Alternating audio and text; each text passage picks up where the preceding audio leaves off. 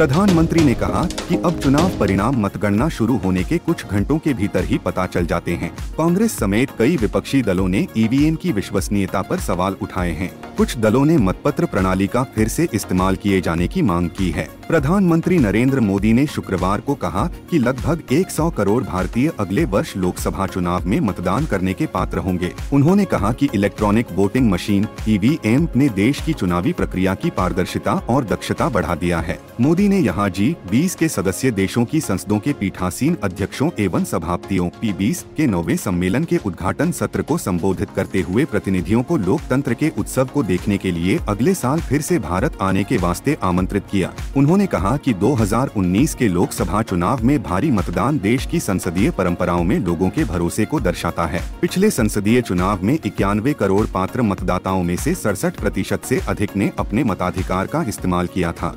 देश की चुनावी प्रक्रिया का आधुनिकीकरण किया गया है और अब पिछले 25 वर्ष से ईवीएम का इस्तेमाल किया जा रहा है। उन्होंने कहा कि ईवीएम से चुनाव प्रक्रिया में पारदर्शिता आई है। प्रधानमंत्री ने कहा कि अब चुनाव परिणाम मतगणना शुरू होने के कुछ घंटों के भीतर ही पता चल जाते हैं। कांग्रेस समेत कई विपक्षी दलों ने ईवीएम की विश्वसनीयता पर सवाल उठाए हैं। कुछ दलों ने मतपत्र प्रणाली का फिर से इस्तेमाल किए जाने की मांग की है।